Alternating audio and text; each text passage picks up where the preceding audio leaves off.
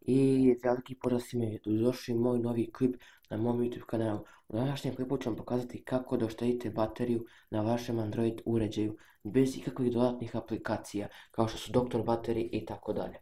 Najprije idete u podešavanja, a kada uđete u podešavanje idete na opciju prikaz i smanjite osvetljenost ili ti kontrast vašeg Android uređaja.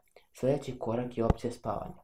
To znači da namestite poslije koliko vremena neaktivnosti želite da vam se display ugasi.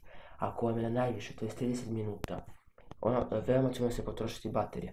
Predlažem da uključite na 30 sekundi, jer 15 sekundi je najmanje, a to je vrlo malo. Znači, to je bukvalno mi skidamo neku igricu ali aplikaciju dok čekamo, display će nam se sam ugasiti, a to ne želimo. Sljedeći korak je, ako vam je Android uređaj u modu da vam je u vibraciji, znači da ne zvoni telefon nego da vibrira, to obavezno namestite na zvuk. Zašto? Zato što mod vibracija troši veoma bateriju.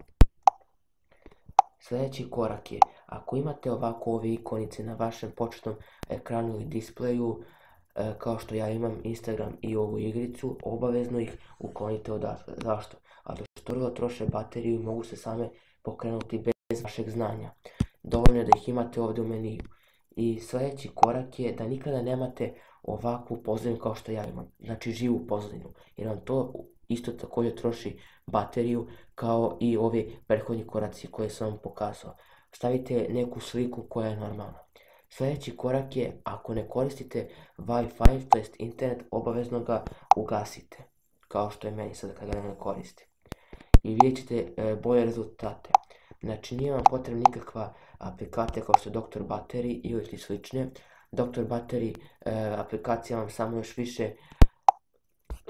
više preopterećuje procesor, zagreva ga i samim tim troši više baterije i plus vam zauzima memorije.